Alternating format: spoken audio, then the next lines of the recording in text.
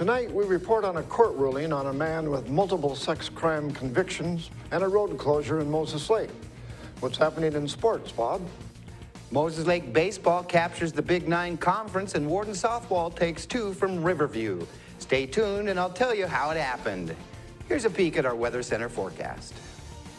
Hello everyone, another storm system heading our way from the Pacific, but will it impact our area? Stay tuned, I will have all the details for you coming up in a bit. I'm Alan Troop, and we have all this and much more on iFIBER 1 News. From the iFIBER 1 HD studio here in the heart of the Columbia Basin, this is iFIBER 1 News. Your #1 source for local news, sports headlines, and our very own Weather Center forecast covering the entire Columbia Basin. This is iFIBER 1 News, and it starts now.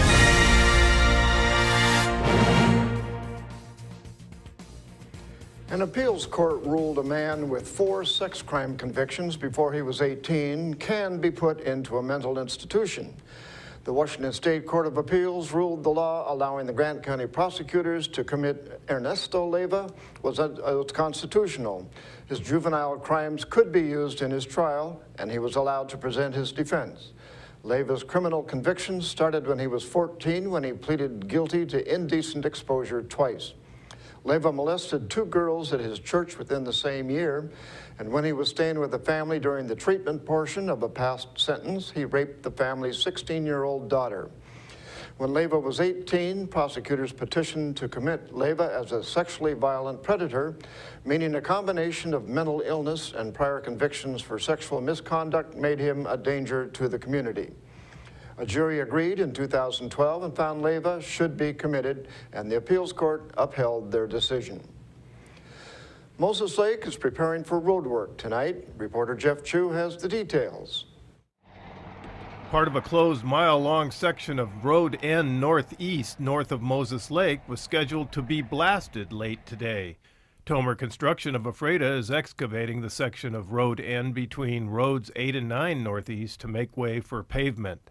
The road segment is scheduled to be closed until May 21st. Blasting was required to remove about 2 feet of a high point in the road for better sight distance and a 50-mile-per-hour speed limit. I'm Jeff Chu for iFIBER 1 News. Thanks, Jeff. The shoreline for Wanapum Reservoir is going to be closed to the public during Memorial Day weekend. The shoreline between Wanapum and Rock Island Dams was closed shortly after Grant PUD lowered the water level behind Wanapum Dam to relieve pressure on a crack. The drop in the water level makes the boat launches along the reservoir unusable, creates dangerous situations for people walking on the exposed riverbed, and revealed culturally sensitive locations. The PUD contracted with law enforcement agencies and private companies to patrol the shoreline.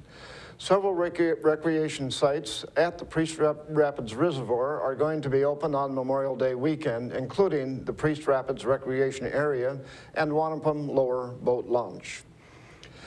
Quincy is expecting to obtain a $10 million loan to help with an expansion for the Microsoft data centers. The City Council approved moving forward with an agreement to build several water-related facilities for the Project Oxford expansion during last night's meeting. In return, the company is agreeing to pay the city back through its water rates.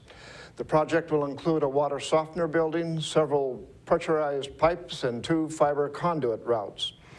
The company purchased roughly 200 acres from the Port of Quincy last year to construct a second set of data centers. When it's finished, it's expected to add 100 new jobs to the city. Kim Allen is seeking a 3rd term as Grant County Clerk. The Ephrata resident announced she is running for re-election to the position she has held since 2007. The clerk's office is responsible for handling all of the Superior Court documents and assisting in court proceedings. Allen stated she is committed to serving the county in a professional and courteous manner. Allen started with the clerk's office in 1988 as a deputy clerk and continued working there in several roles until 1995. She returned after 10 years of working at a law firm to run for the clerk's position in 2006. Now let's take a look at people being sought by law enforcement. This is Sheriff Tom Jones with the Grant County Sheriff's Office. Each of the people you see here have a warrant for their arrest. If you see any of these people, we ask you do not attempt to detain or apprehend them, but call us at 509-762-1160 or send us an email at primetips@co.grant.wa.us. If the person is presenting a danger, call 911. With your help, we can bring these people to justice and make our community safer. We'll be right back after this. Are you looking to improve your or your child's smile? At Casciati Orthodontics, we make it our mission to make braces more affordable and fun. Our business has proudly served the Columbia Basin for over 20 years, and our new conveniently located state-of-the-art facility offers a relaxing environment full of fun activities for the kids. We accept all types of insurance and have convenient payment plans available. Give us a call for a complimentary evaluation, no referral needed, or check us out on the web and make an appointment online. Good food, cold beer, and plenty of entertainment. That's what Sporty Steakhouse is all about. Open 6 a.m. every day. We offer over 100 reasonably priced menu items with 24 different ice-cold beers on tap and a wide variety of spirits. Come in with your favorite group, watch the game on our big screen TV, shoot pool, play shuffleboard, and more. We have live music and DJs, so find us on Facebook for upcoming events. Located on East Broadway Avenue in Moses Lake. Sporty Steakhouse, where good friends meet. Hello everyone, I'm Chastelyn Rodriguez from your One News Weather Center, brought to you by your Bud Clary Toyota dealer. Toyota, let's go places. Drier weather expected through Thursday. Temperatures gradually warming up throughout the week. However, we're expecting overnight showers on Thursday, bringing us a decrease in temperatures on Friday, but coming back into Saturday and over the weekend into the beginning of the new week, we will gradually see temperatures increasing around our area. Let's take a look at the almanac within the past 24 hours. The high for Ephrata, 69 degrees, very close to the high, and the low around 50, with that sun setting at 8:18 p.m. And for Moses Lake, the high around the average, 71 degrees, not as warm as the record high of 92 degrees, and the low around 44, slightly above the average for this time of year, with that sun setting at 8:16 p.m. And right now outside your door, our current temperatures in the upper 60s, partly cloudy skies, that dew point around 31, and those winds coming in from the west-southwest around 7 miles per hour. We're expecting a pretty calm night tonight. That low pressure system has left our region, bringing us drier conditions. However, another storm system forming from the Pacific heading our way, bringing us rain, possibility of heavy rain, even thunderstorms and mountain snow along the Cascades. That storm will head towards the inland northwest, and it will bring us overnight showers on Thursday, probably into Friday morning, heading towards the east. Temperatures along the coastal area around the 50s, Vancouver 60 with a possibility of showers, and towards the Yakima Valley in the lower 70s, partly cloudy skies with possibility of some showers. And now towards the inland northwest, mostly cloudy skies in the 60-degree mark. And towards our Columbia Basin, temperatures in the 70s, Moses Lake 72, Ephrata 71, mostly cloudy skies. And towards Bridgeport, 69, mostly cloudy skies. Let's take a look at our extended forecast for the week. Possibility of some overnight showers Thursday night into Friday, and that is due to that new storm system coming through from the Pacific, bringing us a little bit of unsettled conditions. And a decrease in temperatures for Friday, 64 for Friday. Saturday, it will gradually increase to 66, mostly cloudy skies. And then on Sunday, we're back to the 70-degree mark, 72. And Monday, the beginning of the work week, temperatures in the mid 70s, and on Tuesday close to the 80-degree mark, mostly cloudy skies. And then hopefully by Wednesday we get to experience those 80-degree temperatures, partly cloudy skies on Wednesday. So I'm definitely looking forward to Wednesday. This segment was brought to you by your Bud Clary Toyota dealer. Toyota, let's go places. And now sports. It's been called the most inspiring vehicle ever made, boasting a 5-star safety rating and named as a top safety pick. It's also done more to help our environment than any other car in the world. It's Toyota's Prius. Now with your choice of the regular model, the larger Prius V, or the smaller Prius C, saving fuel, reducing harmful CO2 emissions, and offered to you with excellent savings. Toyota's Prius family. Drive one today at any of your Inland Empire Toyota dealers. Toyota. Let's go places. Ombudsman? Ombudsman? No matter how you say it, Washington State's long-term care ombudsman program means real people helping real people. By advocating on behalf of our state's most vulnerable citizens, ombudsmen help ensure the health, safety, and welfare of our long-term care residents. By volunteering their time, they give a powerful voice to those who might never be heard. Washington State's Long-Term Care Ombudsman Program. Real people helping real people.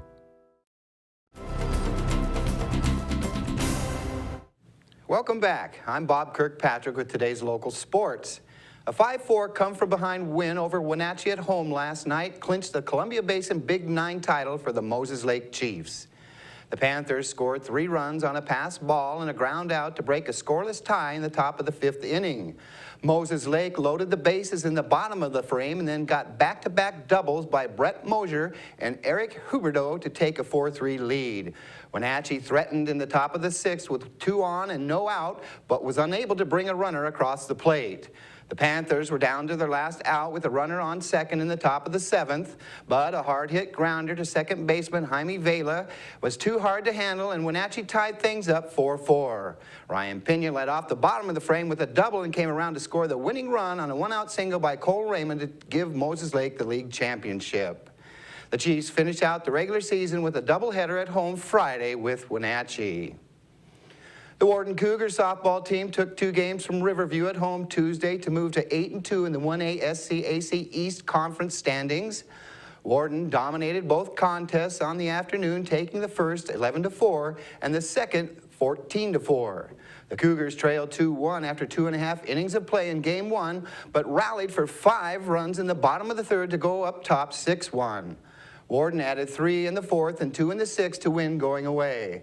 Alicia Gonzalez hit a 2-run shot in the first inning of Game 2 to kickstart the Cougar offense, and Wharton never looked back, scoring 12 runs in the first 3 innings of the contest that was shortened by the 5-inning, 10-run mercy rule.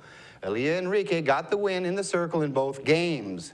Wharton still trails league leader Connell by 4 games with 5 left in the regular season, but has sewn up the number 2 seed for the district tournament. Marnie Skinner threw 4 innings of one-hit softball and struck out 7 Panthers in a 12-0 win at Wenatchee last night.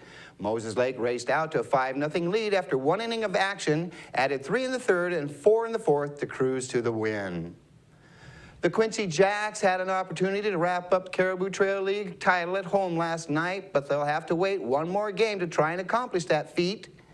It was an emotional moment for the Jacks as 15 seniors were introduced to the home crowd one last time prior to the start of the contest. The battle between Chelan and Quincy was fierce as defense ruled the majority of the game, but both teams had opportunities to score. A lone goal by the Goats decided the match as Chelan squeaked by Quincy 1-0. The loss lands the Jacks in a tie with Chelan for the top spot in the standings with 1 game left to play. So now the Jacks must beat Brewster on the road tomorrow and have the Goats lose to Telascat at home to clinch the league title. Well, that's it for sports. We'll be right back after this. Call us crazy, but we like to think a clean car runs a little better.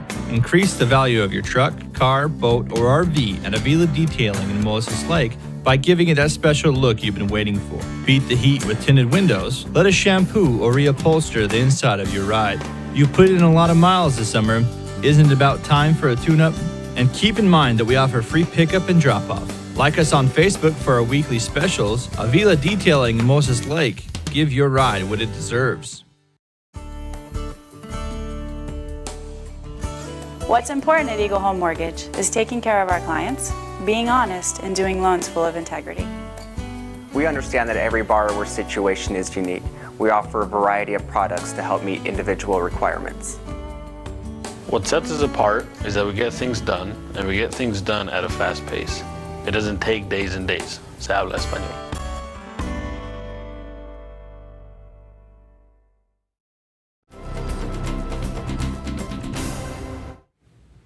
Our spotlight story tonight is about the Port of Quincy's new conference center proposal. Here with the story is Jeff Chu. A proposed 6,500 square foot new clubhouse and conference center at the Port of Quincy's Calacum Ridge Golf Course has received positive reviews. The brainchild of the golf course's pro shop manager, Scott Calkins, was recently presented to the Port Commissioners at a hearing where the public weighed in strongly in favor. The golf course is located about 4 miles south of Quincy.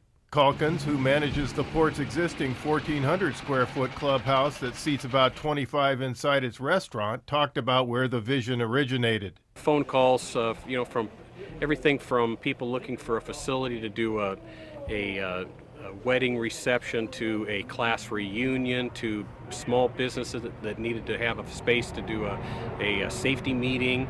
And then, of course, the golf course itself needs that facility as well to be able to facilitate larger size golf tournaments, everything of that nature. So that's why I just really felt that it would be a win-win situation for both the Quincy Valley community and for, Clackamas Ridge Golf Course. He expanded on the proposal. Allows enough seating in a conference center area for about 250 people, restaurant to be able to supply that as well, which also is a good number for the golf course. That 150 range is about a max tournament that you would have here at the golf course, so it would help us out that way as well. 2 conference center sites are proposed on the 18-hole golf course off State Route 283 and White Trail Road. The course has been owned by the port for about 6 years. The proposed site would either be right here, real close to this existing putting facility area over this water retainment section that they're not using anymore for that. So that would be one option. The other option is actually located in the middle of the golf course, right dead center off of White Trail Road here. So both of those will be under discussion, once it gets to that point. Pat Conley, a port commissioner for 18 years, said the port will seek a community development block grant through the State Department of Commerce and Grant County to finance the proposal. He explained what's next for the project that would include a banquet hall, restaurant, lounge, snack bar, pro shop, and deck outside. We will we'll work on the grant process and just see what the availability of it is. We'll try and go ahead and come up with the design so we have a more conceptual idea of what it's going to be. We don't have any intentions of taking it out of any of our operating funds or our tax revenue base right now. Conley believes the conference center would be a good fit for the Quincy Valley. It's a facility that isn't really in competition with too many things. It's not big like the community center in town or some other places, and it just gives everything an affordable place for people to try and do things.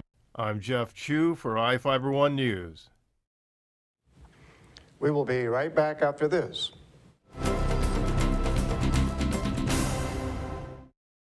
A massage at Not Release Therapies is far more than mere luxury. We strive to improve your health and well-being in the process.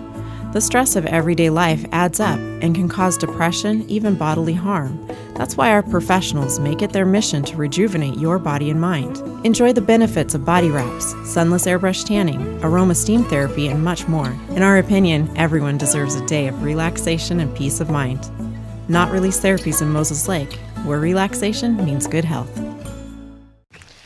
At Les Schwab, along with great prices, our tires come with the kind of protection most other places just don't give you, which includes free flat repairs, equal value replacements, pre-trip safety checks, and more for the entire life of the tire.